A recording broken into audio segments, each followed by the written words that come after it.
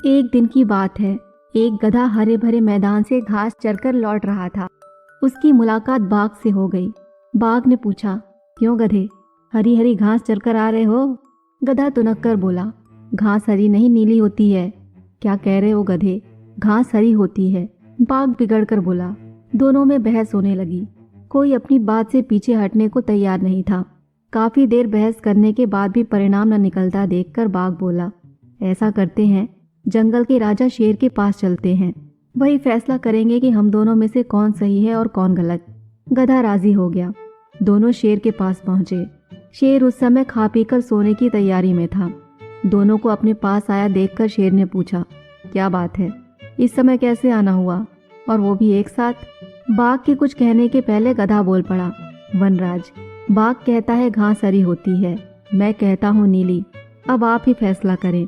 शेर ने घूरकर बाघ को देखा। बाघ बोला, वनराज, सब जानते हैं कि घास हरी होती है, ये गधा मूर्ख है। शेर बोला, मूर्ख तुम हो। गधे, तुम जाओ, मैं बाघ को 1 साल तक मौन रहने की सजा देता हूँ। खुश होकर गधा लौट गया। दुखी बाघ बोला, वनराज, घास हरी ही होती है, फिर भी आपने मुझे सजा दी।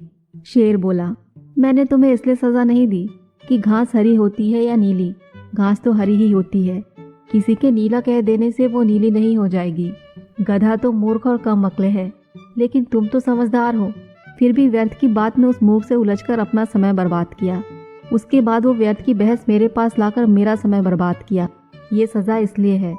बाघ ने कान पकड़े कि अब वह मूर्खों के साथ व्यर्थ की बहस में कभी नहीं उलझेगा। सीख, मूर्खों के साथ व्यर्थ की बहस में उलझना मूर्खता है।